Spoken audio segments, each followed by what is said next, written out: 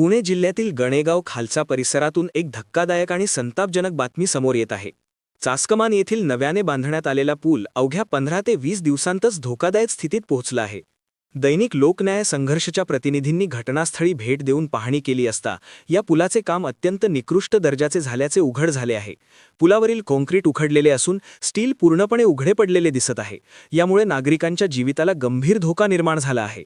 या प्रकारामुळे संतप्त ग्रामस्थांनी आक्रमक भूमिका घेतली असून सदर पूल तात्काळ पाडून नव्याने मजबूत बांधकाम करण्याची मागणी केली आहे। ग्रामस्थांचा इशारा स्पष्ट आहे, ठेकेदारावर कारवाई झाली नाही तर तीव्र आंदोलन छेडले जाईल। प्रशासनाने तात्काळ दखल घेऊन योग्य ती कारवाई करावी अशी मागणी आता जोर धरत आहे।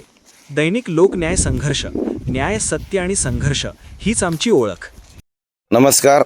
आज आपण शिरूर तालुक्यातील गणेगाव खालसा या ठिकाणी असणाऱ्या चासकमानवरील पुलावरती आज आपण या ठिकाणी उभे आहोत।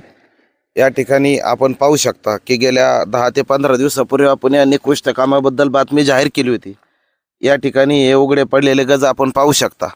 त्याचप्रमाणे इथे आपण एक गज पाहू शकता। तर अतिशय धोकादायक बनलेला हा पूल व या पुलाचे झालेले निकृष्ट काम आपण या ठिकाणी सर्वजण पाहतात।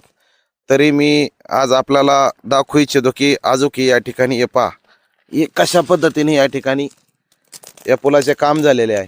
याच पुलावरून शेतकरी असतील, औद्योगिकरणातले कामगार असतील, त्याचप्रमाणे शाळकरी मुलं असतील, शाळेच्या बस असतील, वाहतुकी शेती वाहतूक करणारे सगळे या ठिकाणी टेम्पो असतील, सर्व याच पुलावरून जात असतात।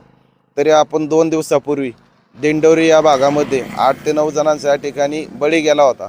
तरी अशा घटना भविष्यात टाळण्यासाठी सदर कॉन्ट्रॅक्टरने केलेले निकृष्ट काम व त्यांना जे कोणी त्यांचे साथीदार असतील तर या कामाची सखोल चौकशी करून हे काम अतिशय या ठिकाणी निकृष्ट झालेले आहे आपण पाहिलेले आहे। तरी हे काम चांगले करण्यासाठी या ठिकाणी गणेगाव ग्रामस्थांनी या ठिकाणी अनेक वेळा पाठपुरावा केलेला आहे, मागणी केलेली आहे, परंतु कॉन्ट्रॅक्टर कुठल्याही पद्धतीचं यांना या ठिकाणी न जुमानता केराची टोपली दाखवत आहे।